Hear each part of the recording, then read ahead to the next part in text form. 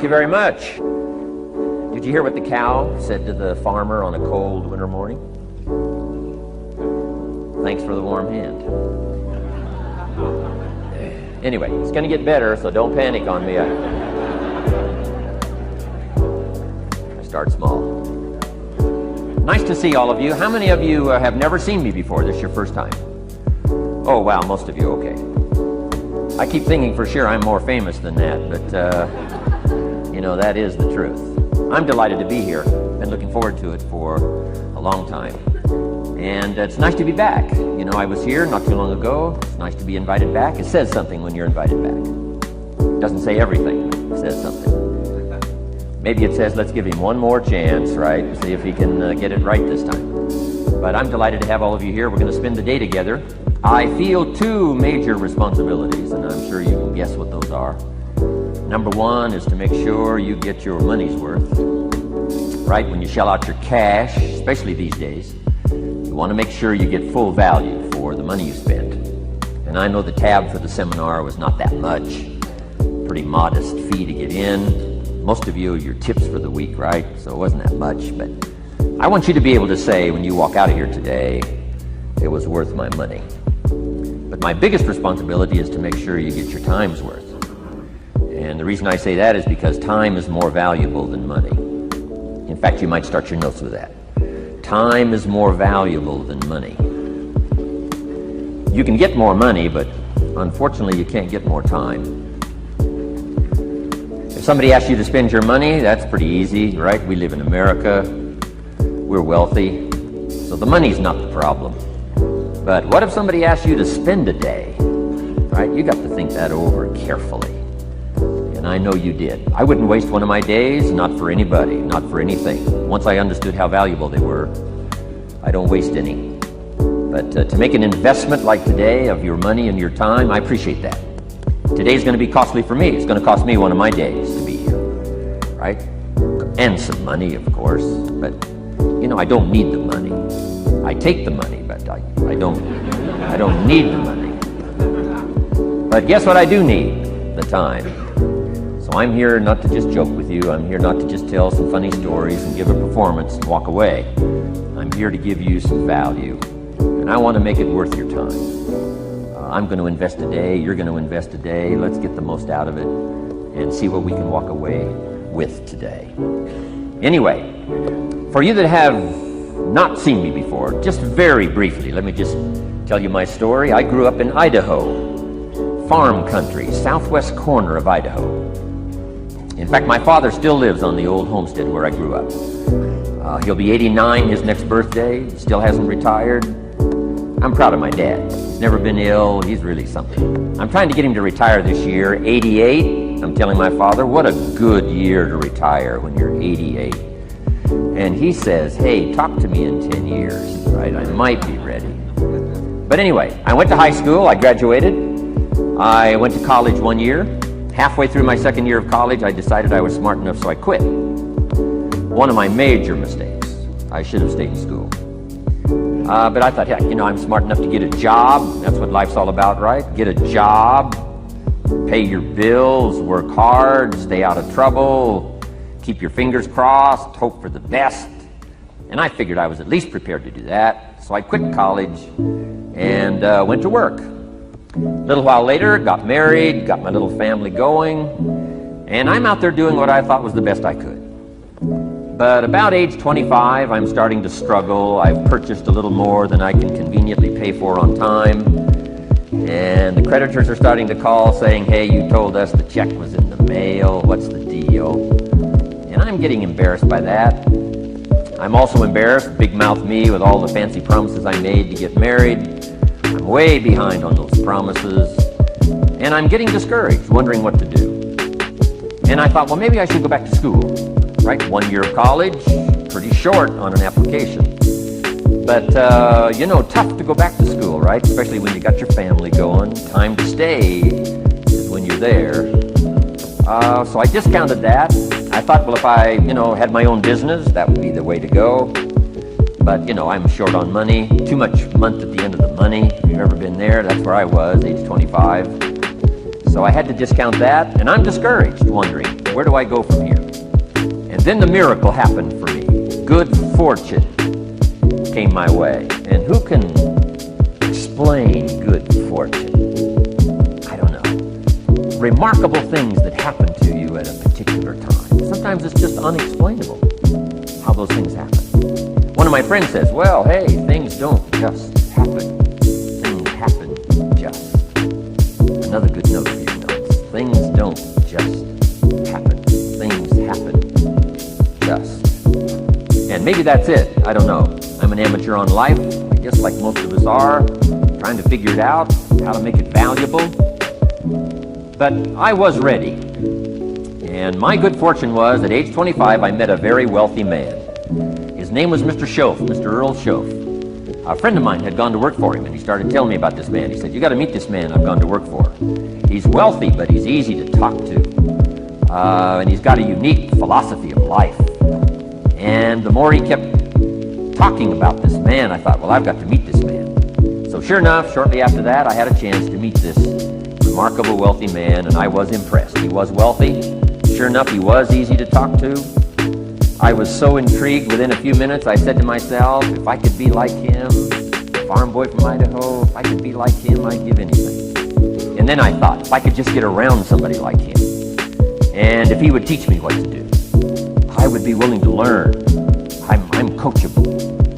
And that was my good fortune. A few months later, this wealthy man that I met, Mr. Schoaf, took a liking to me, hired me, gave me a job. I went to work for him.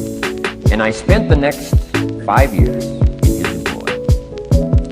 And then, unfortunately, he died at the end of that period, at age 49. His last 5 years, but the first 5 years of my new life, I got to spend with this remarkable man. And my dream came true. He coached me. He taught me. He taught me the books to read.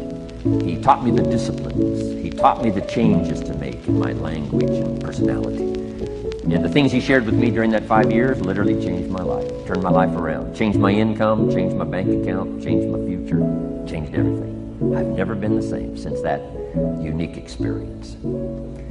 And I wish he was still alive today, Mr. Schoaf. I'm sure if he was alive today, especially after this seminar, Idaho Farm Boy makes it to Dallas-Fort Worth, full house, standing room only.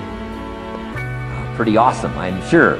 If he was alive, I'd be calling him today saying, you won't believe what's happening to me. I've had a chance now to share with other people what you shared with me. But anyway, how I got here. 30 plus years ago, I was living in Beverly Hills, California.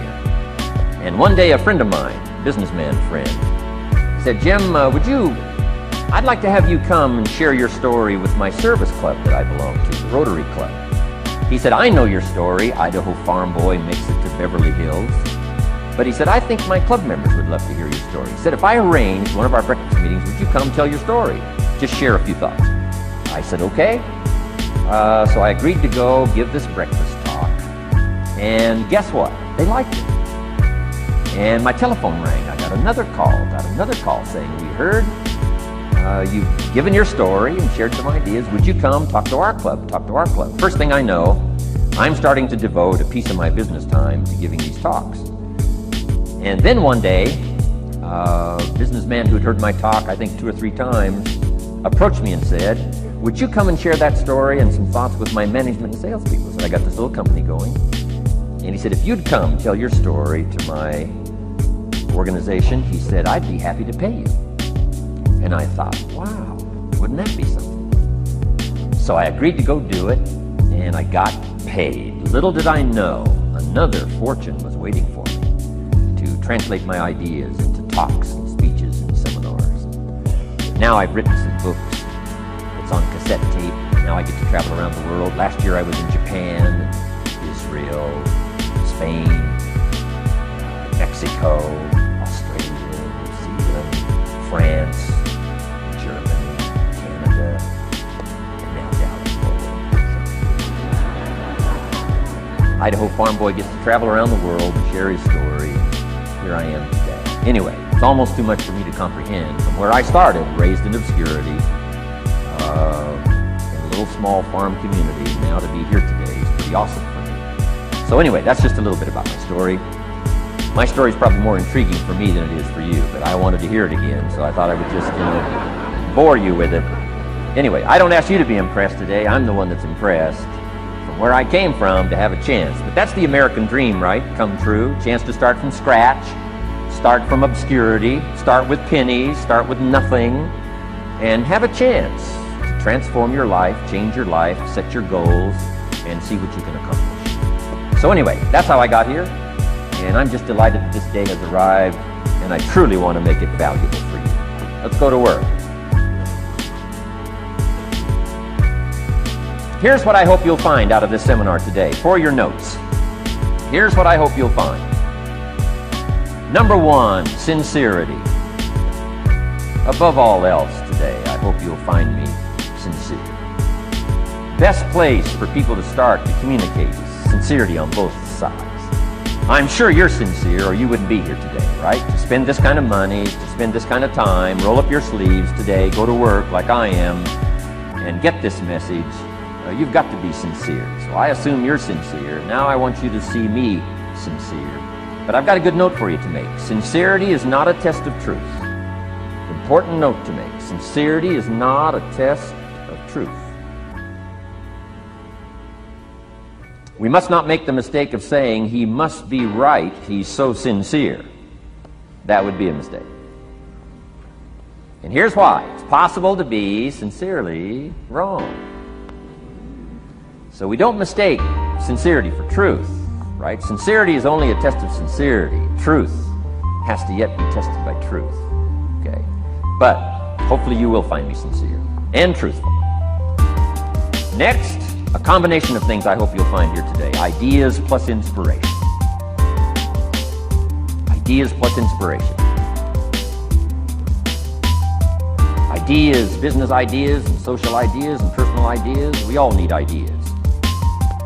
How to have a good day ideas, how to have a good year ideas, how to have your best year ever ideas, good health ideas, personal relationship ideas, how to deal with your family ideas, sales management ideas, financial freedom for the future ideas. We all need good ideas. So today, I hope you gather up by notes and by what you can remember a lot of ideas. I want to share as many with you as I possibly can in the time constraints we have. Today's going to go very rapidly. I used to think a day like this was a long day. Found out it's a pretty short day. But I'm going to go as fast as I can, share with you as many ideas as I possibly can. And here's why. Ideas can be life-changing. Ideas can be life-changing. And sometimes all you need is just one more in a series of good ideas. It's like dialing the numbers into the lock. Right? You got 5 or 6 numbers dialed into the lock. The lock still won't come open, but you don't need 5 or 6 more numbers. Maybe you just need one more. And maybe a seminar like this could do it. A sermon could do it. The lyrics from a song could do it. The dialogue from a movie could do it. Conversation with a friend might do it. That one last piece you need, number. Dial it into the lock, that's it. The lock comes open, there's the door for you to walk through. And maybe this seminar today could furnish that for you. One more idea. I know you've come with a lot already. Sometimes we get the impression, I used to have that I only had this much going for me and I needed this much. Usually not true. And I'm sure not true of this audience, where I find you today, as well dressed as you look today. As fine as you are sitting here today, it isn't that, you've got this much going for you and you need this much. I would assume you've got this much going for you and maybe all you need is just a few more thoughts, ideas, to furnish you some ways and means to turn your life into the dream you want it to be. So, ideas. The seminar is going to be loaded with ideas. I want you to take good notes. But here's what else I hope you'll find here today, and that is inspiration. And who knows the mystery of inspiration? Why some people are inspired and some are not? You were inspired to get here, some were not. Who knows the mystery of that? I don't know. How come you made it? The rest of them didn't make it. We don't know what that mystery is. Some people turned it down. Some people said it cost too much. Some people said it's going to take too much time. Some people are too busy. Right? A lot of different excuses why some are inspired to take advantage of something that comes to town. Others pass it up. We don't know the mystery to that. Here's what I call it. Mysteries of the mind. And I just leave it at that. Some things I don't try to figure out. I take the simple approach now. some people do and some people don't. I mean, that's about as profound as my philosophy is. Some buy and some don't buy. Some go for it and some don't. Some change and some don't. And if you've been around for a while, you can usually work out the numbers, right? Out of 10, 3 do, 7 don't. Whatever business you're involved in, pretty soon you got this ratio going. The ones that do, the ones that don't. You say, well, why don't the ones that don't, how come they don't? We don't know. I just leave it as a mystery. I used to try to understand all that. I just take the simple approach now. The guy says, this happens to me, this happens to me, this goes wrong for me, and all this stuff goes wrong for me. How come all this stuff happens to me? I say, I don't know, it beats me. The best I've been able to figure out is those kind of things always happen to people like you. I mean, right? That's the best I got. I don't know. I'm an amateur on this stuff. What do I know? So, just take the simple approach, right? That's how it is. Who knows? Interesting story says, the day the Christian church was started. Now, I'm an amateur on the Bible, but best account I can remember, the day the Christian church was started, a magnificent sermon was preached. Great presentation. And if you're a student at all of good communication, it was one of the classic presentations of all times. The sermon, first day the Christian church was started. And it said this sermon, this presentation was given to a multitude, meaning a lot of people. But it was interesting, as the account gives us, the record, it says, when the sermon was finished, there was a variety of reaction to the same sermon. Isn't that fascinating? I find it fascinating. It said some that heard this presentation were perplexed. And I read the presentation, sounded pretty straightforward to me. Said, why would somebody be perplexed with a good, sincere, straightforward presentation? Best answer I've got. They are the perplexed. I mean, what other explanation is there? It doesn't matter who's preaching. It said some that heard this presentation mocked and laughed, made fun of the presentation. I thought, hey, this looks pretty sincere to me. If you give a sincere, honest presentation, why would somebody mock and laugh? Easy explanation. They are the mockers and the laughers. What else would you expect them to do, right? I used to try to straighten all that out. Say, well, they shouldn't do that. I don't do that anymore. I've got peace of mind now. I can sleep like a baby, not try to straighten all this stuff out. I used to be so naive. I used to say, well, liars shouldn't lie. See, how naive can you be? Of course they're supposed to lie. That's why we call them liars. They lie. They lie. So I don't straighten this stuff out anymore.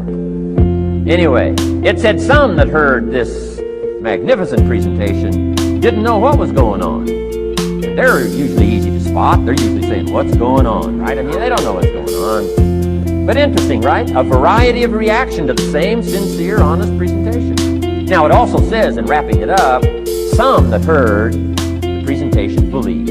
And I think that's who the speaker was looking for, the believers. Now, it said the number of believers was about 3,000. So, pretty good first day.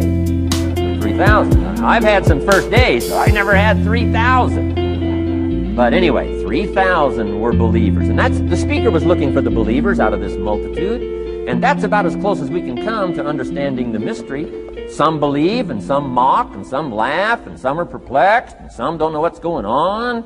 And you just have to leave it that way. Why? Because that's the way it's going to be. The way to be brilliant is to find out how it's going to be and then say, here's how it should be. I mean, that's how you become brilliant. So, anyway, who knows the mystery? I call it mysteries of the mind. We don't understand. But I don't try to change it anymore. On this particular story, as far as we know, they didn't have classes after the presentation to try to de-perplex the perplexed. I mean, as far as we know, they left them perplexed. They left the mockers mocking. They let the laughers laugh. I mean, they didn't come back and try to straighten all this out. You say, well, how can you build a church? Well, make another presentation and you'll get some believers and some mockers and some laughers and some who don't know what's going on. So that's about the best we can do. So, but I'm glad I've got the believers here today. You believed enough to shell out your cash and part with your time and some of your effort and energy, and I appreciate that. So, hopefully you'll find some inspiration here today. All right? To get the most out of today, a couple more notes. Number one, be thankful. That's a good way to capture the most of a day like this. Be thankful for what you already have. That shouldn't be any problem in America, being thankful. Everything we need is available in America. Everybody wants to come here, right? The last time I was here, that little presentation I gave, everybody wants to come here, America.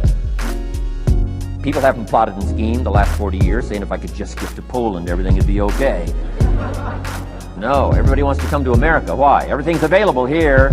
All the books you need, all the sermons you need, all the churches you need, all the schools you need, all the instruction you need, all the inspiration you need, all the capital you need, all the markets you need, all the challenge you need, all the information you need, all the seminars you need. Everything's available here. This is America. So number one, let's be thankful for what we already have. Thanksgiving does this. Opens up the doors, opens up the windows, opens up the channels. Thanksgiving for what you already have.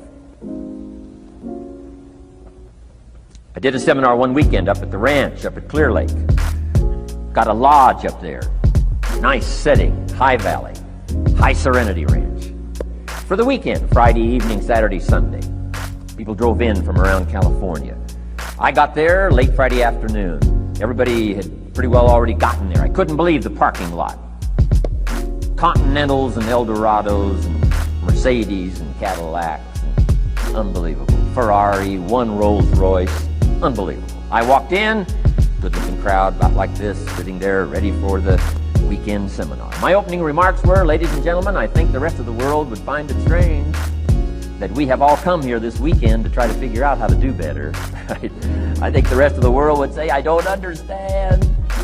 Guy in his Rolls Royce saying, I got to get to the seminar, find out how to get another one of these Rolls Royces. Unbelievable. Anyway, let's be thankful. Here's what locks up the doors and the channels to receive more: cynicism. That locks you away. That prevents you from learning more. Being a cynic about the past and the future. Cynic about the marketplace. Cynical about the people. Cynical about the institutions. Cynical about the setup. Cynical about yourself. Cynical about your chances. See, that locks away all the chance for stuff to flow your way. So, good advice, I think, today. Start off, be thankful. Here's number two, listen well. That's going to be a challenge today. I understand that. Seems like most of, our life is still going on outside these four walls, right? Most of our life seems like it's all, continuing out there. Family and business and associates and market and economy and whatever else is happening in the midst of your life. And to sort of, pull your attention from what's going on out there and put it in here for just a few hours, I know it's a challenge. But do the best you can, listen well. Here's the last one, take good notes. Be a good student today, take some good notes. I've not come to entertain you. As you can tell by my opening joke, right? I would not make it in Las Vegas. So we don't have a dog and pony show today, no entertainment. But I do have some ideas. Take some good notes. Somebody showed me the other day notes that they took about 21 years ago, attending one of my seminars out in Los Angeles. He said, I still use these notes I took 21 years ago to help me in my business, relationship with my family. So I'd like to have these notes that you take to become that valuable for you. Then it would be worth me making the investment to come and spend a portion of my life, my time, my energy here. And I want this investment I'm making here today to pay off. And one of the ways it can pay off for me is for you to take good notes and then go away and use whatever makes sense. Because what I feast on coming back around is the stories out of this audience today. Sure enough, 6 weeks from now, 6 months from now, 6 years from now, somebody's going to, by phone, by letter, by personal contact, walk up to me and say, things you shared that day got me thinking. And I started making some changes. And let me tell you what's happened to my business. Let me tell you what's happened to my sales career. Let me tell you what's happened to my relationship with my family. See, that'll make it worth it for me. Not the money, the return. Something you can't buy with money. If somebody says, thank you for touching my life and taking the time to make the investment. And that's what I'm all about. So if you'll become a good student today. And here's the last note. Don't be a follower, be a student. You'd be happy to know today we haven't come seeking disciples. We've got no movement for you to join. I'm just here to share some of my experiences, good ideas best I can. But I think that's good advice. Don't be a follower, be a student, right? Take advice but not orders.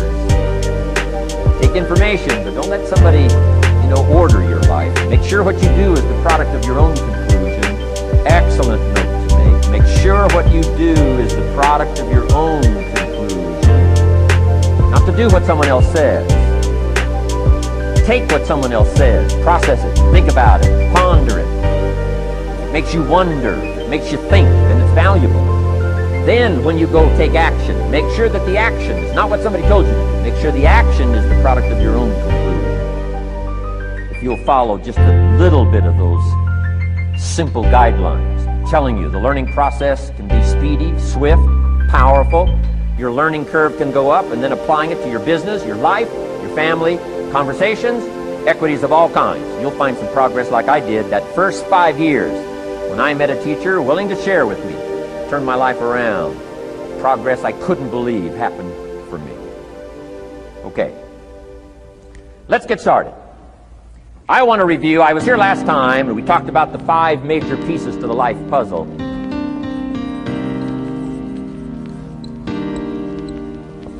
And I just want to review those because it lays such a good foundation for all the rest that I want to share with you today. We got a lot of subjects to cover, so we're going to go rather swiftly, okay? Put on your mental track shoes here and run with me today, because I'm going to deal mostly in concepts. Expect you to, fill in a lot of the details, because I got a lot to share. I want to get through it all. But let's lay this foundation again of the 5 major pieces. Happens to be the title of my latest book. But I think it is so valuable in laying a foundation. It's some of the things I learned between ages 25 and 30. The teacher who taught me so well. He dealt in these fundamentals, we call these. Fundamentals. We call these basics. Basics for sports, fundamentals for sports, fundamentals for your business, fundamentals for the way you deal with your family, a few simple things. Few basic things that if you practice every day can make all the difference in the world, how it works out. I boiled it down to 5 major pieces to the life puzzle. Let's just review those. Number 1 is philosophy. Philosophy, as I taught the last time I was here, philosophy, in my personal opinion, is the major determining factor in how your life works out. Philosophy, the major determining factor in how your life works out. Philosophy. To form our philosophy, you got to think, you got to use your mind, you got to process ideas. This whole process over a lifetime, starting way back here when we were children, schools that we've attended, our parents, our experiences, all this stuff that we've processed by the thinking process helps to develop our philosophy. And in my opinion, each person's personal philosophy is a major factor in how your life works out. Here's what I called it in that last presentation when I was here. It's called the set of the sail. Each person's personal philosophy is like the set of the sail. Now, I used to think it was circumstances that ordered my life.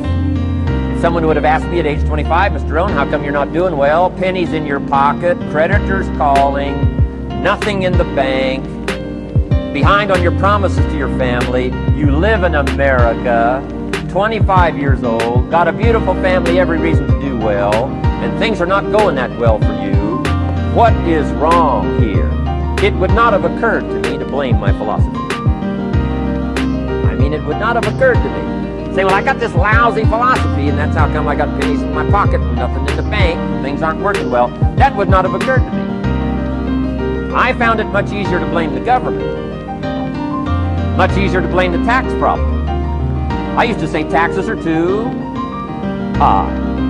Top tax rate when I first started paying taxes, 91%. Back then, when your income reached a certain level, all your income over that, 91%. So I used to say that's too high. Now, the top tax rate's about 33%. But people are still saying what? Taxes are too. See, but you can't use that anymore. If it's gone from 91 to 33, how could it be too high? Come on. I threw all that old excuse stuff away. Some people found it, though, and they're using it these days. My old list. I used to blame the traffic, the weather, used to blame circumstances, right? People say I'm too tall, I'm too short, I'm too old, I was raised in obscurity, raised on a farm, parents of modest means, all the stuff. If you were to ask me, how come you find yourself here, Mr. Rohn, age 25, living in America, land of abundance and opportunity, pennies, zero in the bank, not doing well, creditors calling, it would not have occurred to me to blame my philosophy. I found it easier to blame the company policy. I used to say, if this is all they pay, how do they expect you to do well? So I figured that, my future was going to be tied to what everybody else was arranging, the economy and interest rates. I used to say things cost too much. That was my whole explanation, not my philosophy. Until my teacher taught me better, and this is where the problem was, my own personal philosophy. Here's what's exciting about each person's personal philosophy.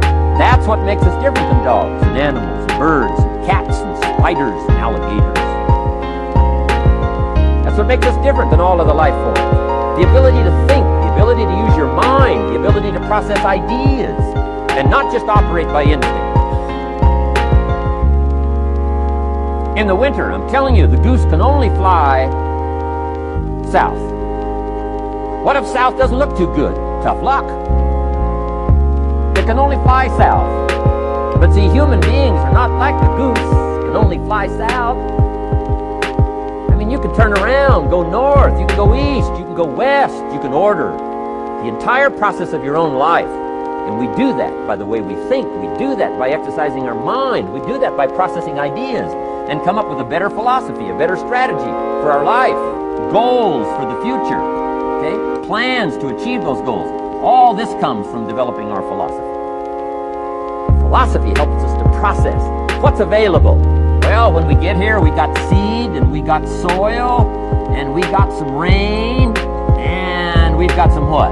Sunshine, and we've got some seasons, and what? The miracle of life. Now, the key is, what do you do with all this stuff? How do you turn all this stuff that's available here into equity, and promise, and lifestyle, and dreams, and future possibilities, all of this that's possible now with human beings? How do you take all this stuff and turn it into this equities and values? Well, it starts with philosophy. What is the seed? What is the soil? What is the sunshine? What is the rain? Is it possible to take some of each of all the stuff that's available and turn it into food, and turn it into value, and turn it into nourishment, turn it into something spectacular and unique that no other life form can do? And the answer is yes. But you cannot deal with all this stuff and what to do with it unless you start refining your philosophy. Think, use your mind, come up with ideas, and strengthen your philosophy. So the seed and the soil and the rain and the sunshine, this is called, the economy and the banks and the money and the schools and everything that's available out there, processing information, what to do with all that, and turn it into equity and value. That is the major challenge of life, my personal opinion. So each person's personal philosophy now is going to determine what you're going to do with seed and soil and sunshine and rain and miracle, changes. That's it. My personal opinion. Each person's personal philosophy, like I said in the segment. That's what this seminar is for today. Help you to trim a better sail. You don't need a better economy. You don't need better seed and soil. In fact, when it comes to seed and soil and rain and sunshine and seasons and the miracle of life, that's all you got. Now, what if you blame this stuff? Then you're blaming all you got. If you blame the economy, and you blame the schools, and you blame the teachers, and you blame the sermons and the preachers, and you blame, the marketplace, and you blame the company and company policy, what else is there? When some people get through with their blame list, there isn't nothing else. That's all there is. And if you blame the only thing you've got to work with, I'm telling you, it's called mistake colossal. In not understanding that that's all you've got to work with. And if this is all you've got to work with, then you don't change the seed, and you don't change the soil, and you don't change the rain, and you don't change the sunshine, you don't change the seasons. Right? The guy says, I'll take 3 springs, 4 summers, 9 falls, no winters. No, you can't fool with this stuff. You got to take it like it comes. Then what do you change to make your life work well? You got to start with your philosophy. had to do at age 25 in order to change my own future? I had to change my mind. I had to change my thinking. I had to change my philosophy. I was messed up on what was causing my problem. Once I got that straightened out, that all the stuff I blamed, the government, taxes, the marketplace, the economy, and things cost too much, negative relatives, cynical neighbors, once I got rid of that and started going for where the real problem was, which was me, I'm telling you, my life exploded into change. My bank account changed immediately. My income changed immediately. My whole life took on a whole new look and color immediately. And the early results I got from making these philosophical changes tasted so good, I've never stopped the process from that day. And I'm telling you, with a little consideration of the refinement of your sail, by setting a better sail, refining your philosophy, your whole life can start to change from today on. You don't have to wait till tomorrow. You don't have to wait till next month. You don't have to wait till spring. You don't have to wait till 93 to start this whole process immediately. I recommend it. Now, some people do so little thinking, they don't even have their sail up. You can imagine where they're going to wind up at the end of this week, at the end of this month, at the end of this year. Now's the chance to change, process all this information.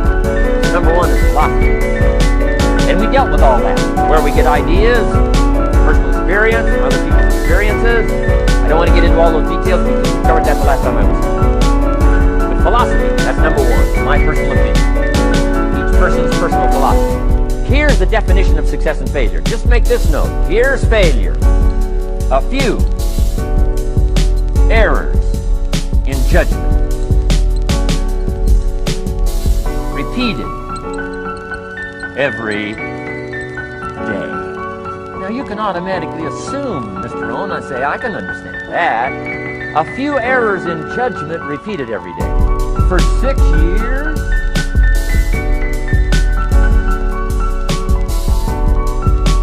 I'm with my father. I think I told this story the last time I was here. My father, 88 years old, he's never been ill, still hasn't retired. Not long ago, midnight, we're getting ready to go to bed. We drilled a new well, got some extra water, got some more acres going, he's all excited. At midnight, we're getting ready to go to bed. My father's eating what he calls his midnight snack. A bite to eat before he go to bed, so he don't have to go to bed hungry. And I'm watching him eat this midnight snack. Guess what he had? An apple, a few graham crackers, and a glass of grapefruit juice. I said, no wonder my father's so healthy. My mom taught us all those good health practices. Taught me when I'm growing up, right? I'm an only child. I've never been ill. Past a big 5-0 sometimes ago. My two daughters, 33, never been ill. My grandkids, never been ill. I'm telling you, the legacy lingers on. As I watched my father have this midnight snack, suddenly it occurred to me. You know that part. An apple, what? A day, that's gotten to Dallas-Fort Worth, right? An apple. An apple a day keeps the doctor away. Good question for this intelligent audience. What if that's true? You say, well, Mr. Rohn, if that's true, that would be easy to do. Then what's the problem? It's easy not to do. It's easy not to adopt it as your own personal philosophy. Or the guy messed up to say. Guy says a Hershey bar a day. Say no. No. You've been watching too much television. It is not Hershey bar. You got to be smarter in philosophy than to fall for the Hershey bar a day when it's an apple a day. You got to be smarter than that. And if you make that kind of an error in judgment every day for 6 years, I'm telling you, it'll accumulate into disaster. Sometimes the first year you say, well, you know, I'm so healthy now, what difference is it going to make? You got to be smarter than that. Just because disaster doesn't fall on us at the end of the first day doesn't mean disaster isn't coming. You got to be so smart that you look down the road and say, will the errors in my present judgment of philosophy, what's that going to cost me in 1 year, 6 years, 1 month, 6 months?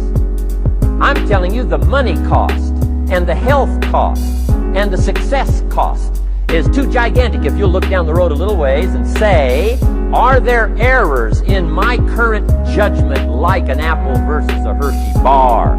Is that just a good illustration of some of the rest of my errors in judgment? If it is, that's where I found myself at age 25. I started working when I was 19. I met my teacher who helped turn my life around when I was 25. That's 6 years. At the end of the first 6 years of my economic life, I've got pennies in my pocket. I've got nothing in the bank. The creditors are calling saying, hey, you told us the check was in the mail. I'm embarrassed. I'm behind on my promises. I live in America. I'm 25-year-old American male. I got a nice family, every reason to do well. And I'm messed up. Now, what's messed up? I used to think it was the community that was messed up, and the country was messed up, and the government was messed up.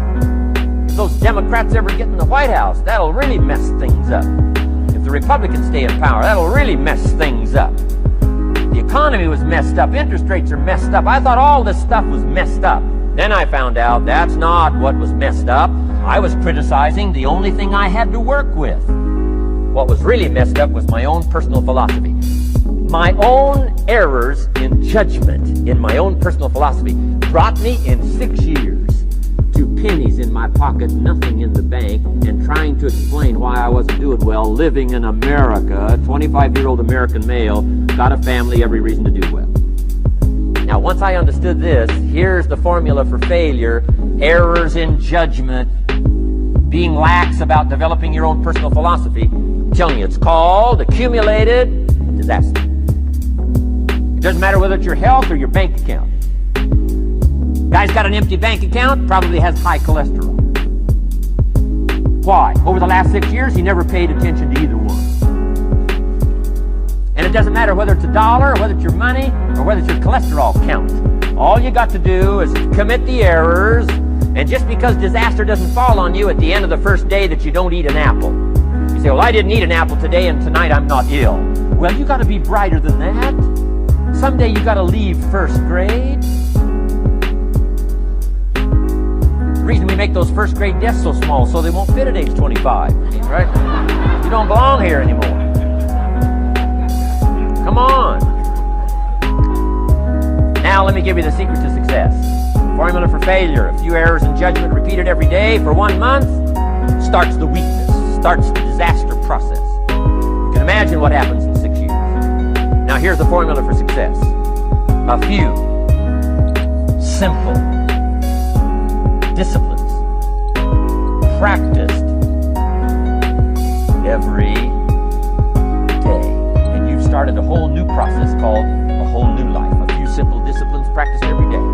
And if you decide today to go for the apple instead of the Hershey bar, I'm telling you, you have begun the process of turning your life around. And if you keep up that process, not only with your health habits, but with your money habits, and with your communication habits, with your sales habits and management habits and every other habit that you got, if you'll start that process, eliminate the errors and replace it with disciplines practiced, I'm telling you, you can start this process of life change immediately. After today, you don't ever have to be the same again. Only by choice. You don't have to walk out of here the same as you walked in today. Only by choice.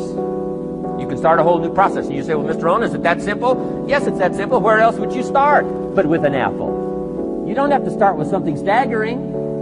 What if you should be walking around the block for your good health and you don't? What'll that do in 6 years? I'm telling you, the word is disaster. You could and you should and you don't. Here's an even stronger word. You won't.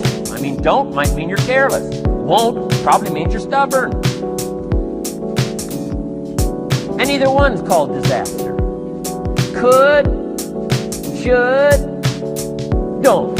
I'm telling you, that's why at the end of 6 years, I found myself with pennies in my pocket, nothing in the bank, creditors calling. Could, should, won't. Could, should, don't is called disaster. Now, how do you change all that? The next 6 years, I got rich. The next 6 years, I became a millionaire. By the time I'm 31, I'm a millionaire. How about that? You say, well, Mr. Rohn, what happened? Well, strangely enough, during that second 6 years of my economic life, the government was about the same. I'm telling you, taxes were about the same. My negative relatives were the same. I'm telling you, the economy was about the same, and prices were about the same, and everything else was about the same. Circumstances were about the same. Then how come I got rich? How come I totally changed my life? I was not the same. Somebody says, well, what did you go to work on to do all that? I started with my philosophy. I started amending my errors by doing some better thinking, changing my mind, coming up with ideas that I didn't have before I met my teacher. And once that whole process started for me, I'm telling you, I changed my whole life. Within a 6-year period, I was never the same. And I've kept up that process all these years. One of the reasons why I'm here is to continue my craft. I don't want the day to come someday somebody says, you should have heard Jim Rohn 10 years ago when he was really terrific. Guess what I want people to say? I heard him 10 years ago, but you should hear him now. I'm telling you the man works on his craft. I'm telling you the man does some extra reading. I'm telling you the man doesn't miss a trick. I'm telling you he's worked hard on himself. That's why he's able to deliver like he does. The same thing can happen for you as a teenager. It can happen to you as a mother, as a father, as a business person, as a salesperson, running a business.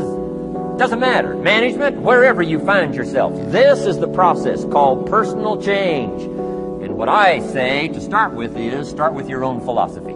Your philosophy is going to determine whether or not you go for the disciplines or continue the errors that's called potential disaster. And everybody has it within their power. Well, it was so happy for me to find out at age 25, Mr. Shove said, Mr. Rohn, you don't have to change countries. But you do have to change philosophy.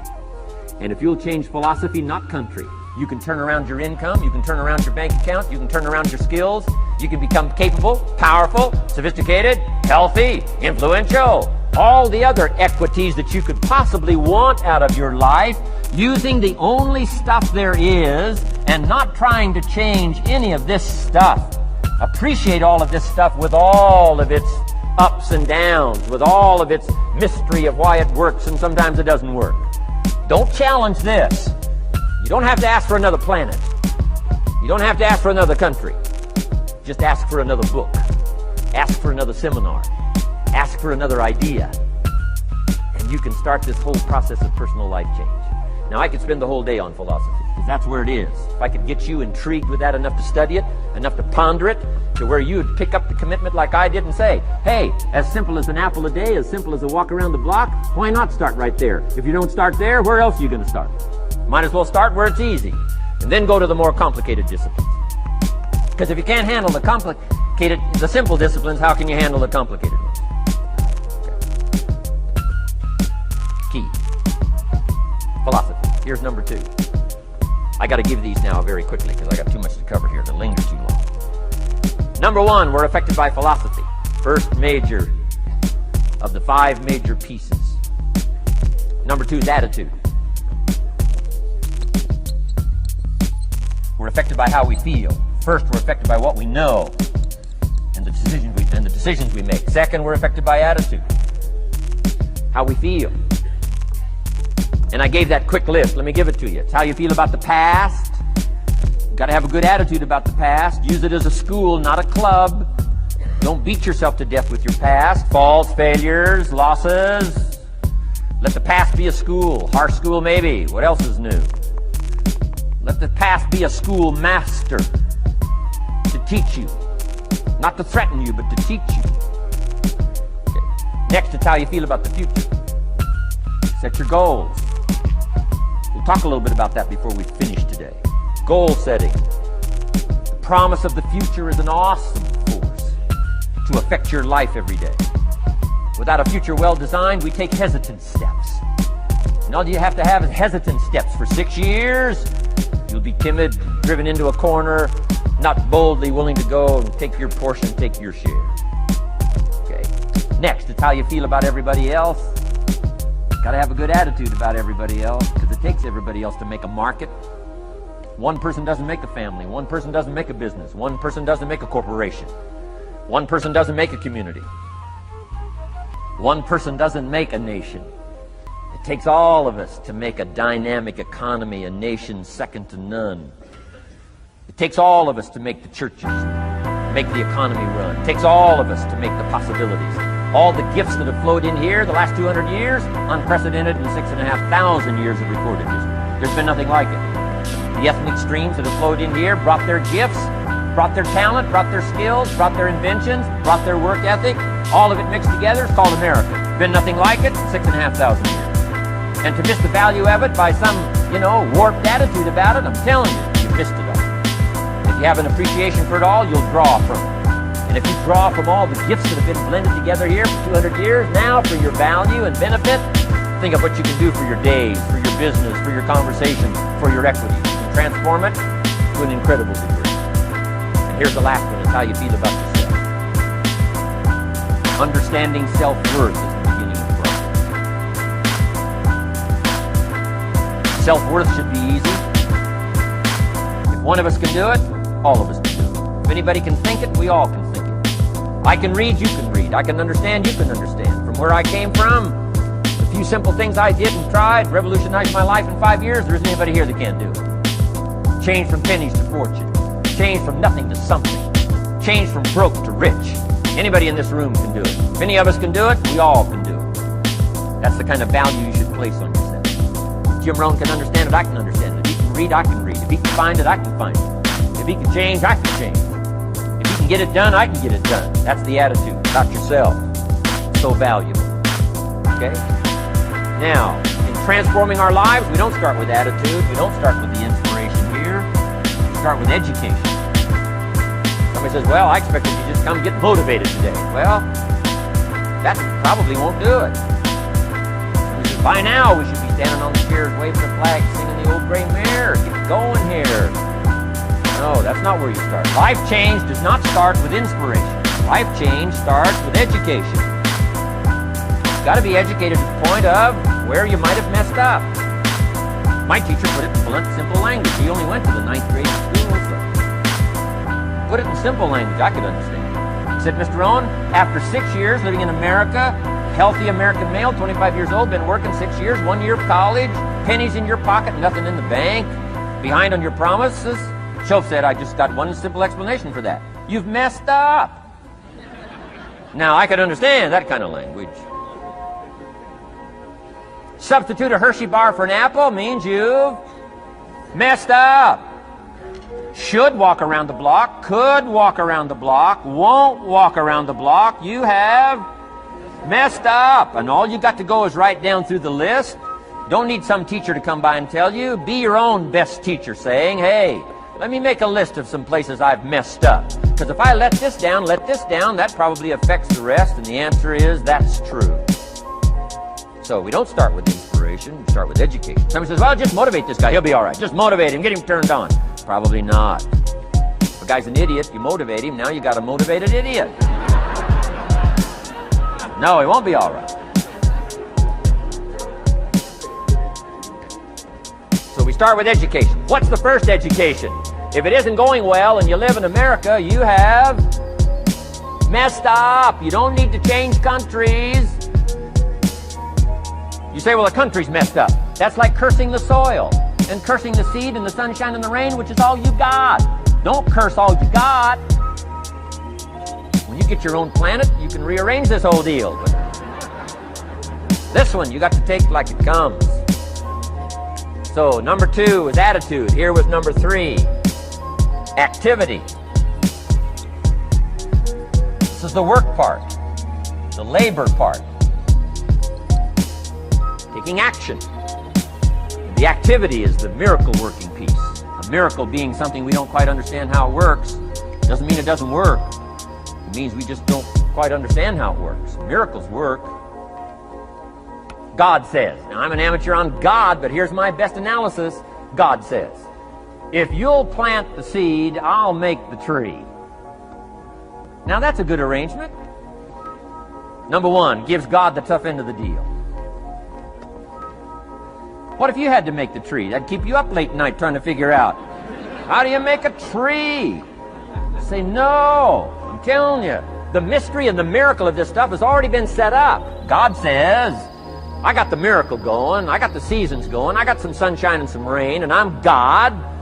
But the way I've arranged it, I just need somebody to plant the seed, not chant. In California, they're trying to chant to get this stuff done. Forget this California stuff. You don't have to rub a crystal and sleep under a pyramid. This stuff's too easy. Getting rich is too easy. Changing your life is too easy. Forget all that. Massive bombard, affirmation, forget all that. My opinion. Ocean waves and seagulls? Come on, this stuff's too simple. Just simple, easy stuff. But if you neglect it, that's how it piles up year after year, if you're willing to straighten it out. And here's one of the keys. It's called activity. It's called disciplines. Turning wisdom from your philosophy and inspiration, the strengthening of attitude, faith, courage, commitment, all this stuff that comes from attitude. If you're willing to take these two qualities, philosophy and attitude, and invest it into activity, you can have a miracle. Anything short of that, no miracle. Wisdom doesn't perform a miracle. Attitude doesn't perform a miracle. The only thing that performs a miracle of increase called equity is called putting wisdom and attitude into discipline, into labor. And this labor now can perform a miracle. And here's the two parts to the labor. One, do what you can. Number two, do the best you can. Can't give you better advice than that. Number one, do what you can. You just got to go home and make a list after today. And here's the question to ask as you make this personal list. What am I not doing that would be easy to do? That could greatly change my health, my wealth? What am I not doing I'm neglecting that would be easy to do? Just go home and answer that question personally. You don't have to put the answers on the public bulletin board. This is just all personal stuff. From the walk around the block to the apple to what to do with your money, which we're going to cover today. What does a child do with a dollar? We're going to cover that today. Errors in judgment, disaster. A few simple disciplines, wealth beyond imagination.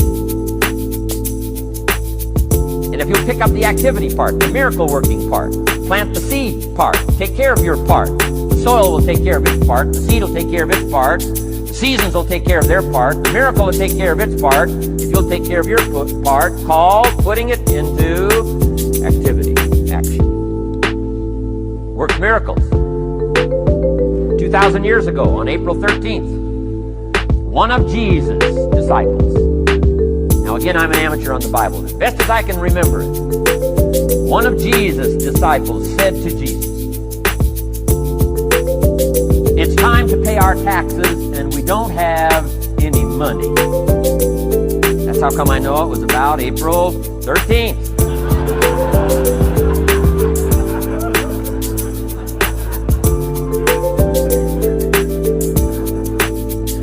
This statement by his disciple, Jesus said, just as I can read the record, Jesus said, "No problem."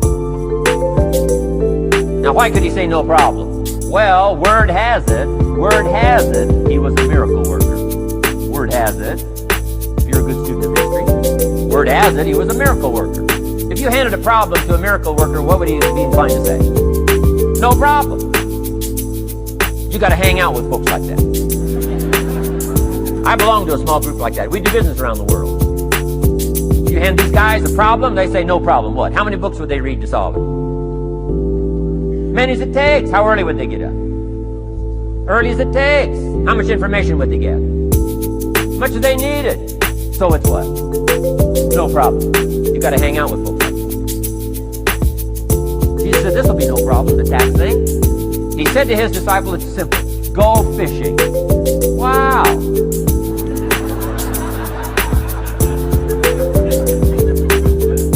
Now that was easy for this particular disciple. His name was Peter, and Peter was a fisherman. How clever!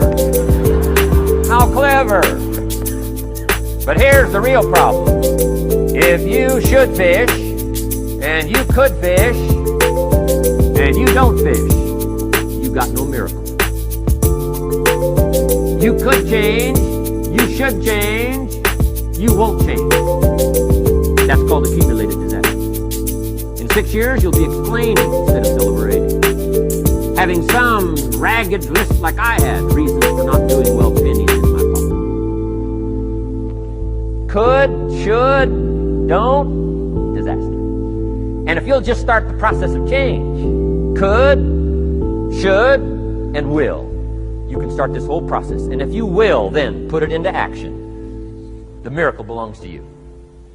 Jesus said to his disciple, it'll be simple. Go fishing, and the first fish you catch, look in his mouth. Peter said, okay. He was used to strange things happening. And In this relationship, Peter goes fishing, catches the first fish, looks in his mouth. Guess what's in the fish's mouth? Coins. Peter says, wow, coins.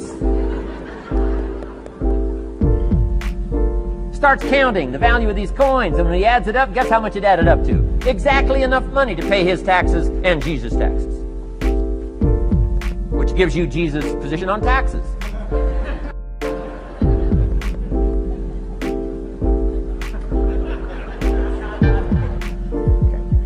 Now we call that what? A miracle. Only because we don't quite understand how it works. It doesn't mean it doesn't work. It simply means we don't quite understand how it works. But here's how you get a miracle going for your life. Number one, do what you can. Get a list of the stuff you could do and you haven't done, postpone, and start cleaning that up. You can't start at a better place for personal change. That'll affect your bank account, affect your future, affect your income, affect everything. You can't start a better life change process than cleaning up what you should be doing. The man says, well, my mother lives down in Florida. Should have written her 6 months ago. I just can't seem to get that letter written. I'm asking you to get that letter written, clean that up, and don't walk like other people walk. Don't postpone like other people postpone. You say, well, is it as simple as writing a letter? And the answer is yes. Where else would you start for life change, personal change? You don't need a pink package to fall out of the sky. You don't need massive bombard preconscious, subconscious. Practice channeling, find a 2,000-year gold guru. I mean, you don't need any of that stuff. Pass on all that. Kids are afraid of that stuff. Too much of it. You'll be out on a limb with Shirley. I mean, don't pass on all that stuff. This stuff's too easy. This stuff's too simple. It's called take action, number one, on neglect, on errors, in discipline. Number two, start setting up some discipline. And if you'll do that, you'll perform a miracle. Now, here's the second part of the miracle. Number one is do what you can. Here's number two, do the best you can. If that's not your philosophy, I would ask you to amend it. Let me give you the best of ancient script. Here's what it says. Whatever your hands find to do, do it with all your might, do it with all your strength, and do it with all your power. What a good philosophy. That kind of philosophy will revolutionize your life if you haven't picked it up lately. Guy slips in late, company doesn't seem to mind, slips out early, first one in the parking lot, heading for happy hour. Stretches his break, comes early for lunch, late back from lunch, company doesn't seem to notice. Guy says, best as I can calculate, I'm putting in about a half a day's work and I'm collecting a full day's pay. And the guy says, I got it made. Little does he know the seeds of his own disaster are already being sown by the weakness of his own personal philosophy. It's not the economy that's going to determine your next 6 years. It's your philosophy about labor and about activity and about miracle and soil and seed and sunshine and rain and the economy and the banks and the money and the companies and the schools and what's going on. It's your philosophy, your attitude, and then your ability to take action. All of that we call the process of life change, miracle working. Number one, do what you can. Number two, do the best you can. Here was number 4. Results. Results. Every once in a while, you got to take a measure, see how you're doing with these 3 pieces: philosophy, attitude, activity. Now we take a measure called results. What is the results at the end of the day, the results at the end of the week? You can't let too much time go by without checking. When time goes by, 6 years I'd been out there working when I met my teacher, Mr. Schultz. Schultz said, well, Mr. Rohn, let's just go through a little summary here. He said, in the last 6 years, how much money have you saved and invested? Let's go through a little tab list here. How much money have you saved and invested the last 6 years? I said, what? 0. He said, you have messed up. You remember these notes. I like that. Messed up. He said, who sold you on that plan? I thought, my gosh, the man's right. I'm a nice guy. I bought the wrong plan. What if you were 50 and broke? Right? Didn't need to change countries. Bought the wrong plan. What a sad scenario that would be. Schultz said these questions. Let's go through some results. He said, how many books have you read in the last 90 days? I said, what? 0. Wisdom of the world available? Change your life, change your future? Wisdom of the world available? Develop any skill you want, earn the kind of income you want, have all the treasures you want, equities you want, relationship with your family that you want, everything that you want available, and the wisdom of the world to help you get it. Haven't read any books in the last 90 days. My teacher said, Mr. Rohn, you have messed up. I'm telling you, you've got the deal. Shoaff said, Mr. Rohn, in the last 6 months, how many classes have you taken to improve your skills or to develop new skills? Go for the American dream. Become rich and powerful and sophisticated and healthy and influential. How many classes have you taken in the last 6 months? I said, how many? 0. He said, you have messed up. He said, you don't need to unmess the country. You don't need to straighten out the perplexed. You don't need to straighten out any of this stuff. All you've got to do is look within and let results teach you a great deal about your own activity, your own attitude, and your own philosophy. I went through that process. Take this phrase home. Results is the name of the game. What other game is there? Results. Here's all life asks us to do. Make measurable progress in reasonable time. Take home that little phrase. Good phrase. We're asked in life simply to make measurable progress in reasonable time. We demand it of our children. How many years do you want your child to spend in 4th grade? Approximately. About 1. If it looks like they're not going to make it, we pour on the pressure, called legitimate pressure, lack of results. Peer pressure, family pressure, school pressure, community pressure. Every other kind of pressure we can bring to bear. What? You can't stay more than 1 year in 4th grade. Parents, you'd have to leave the community. You say, well, what if they're nice kids? Wouldn't you give them 3 or 4 years? The answer is no. You got to make better progress than that. So you got to check fairly often. Some things you got to check every day. Some things you got to check at least by the end of the week.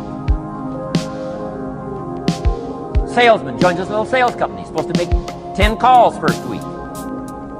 Wouldn't it be legitimate to call him in on Friday and say, John, what? How many calls? I mean, this stuff is simple.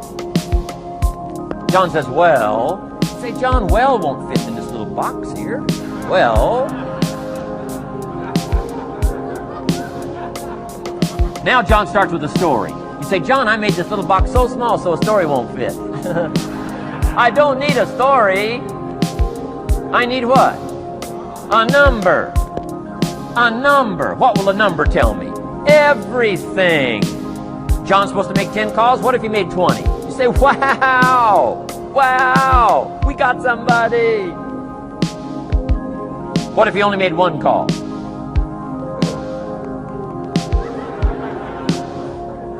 Will that tell us something about John's philosophy? And the answer is yes. Will it tell us something about his attitude? Of course. Will it tell us something about his discipline? Of course. And if he wants a lesson in life change, all he has to do is be willing to face the numbers and come up with the results that will teach you to either celebrate if you got good results or fix whatever needs to be fixed in your philosophy, attitude, activity called discipline. You don't need to go anywhere else. I do believe in affirmations. They are valuable as long as you affirm the truth.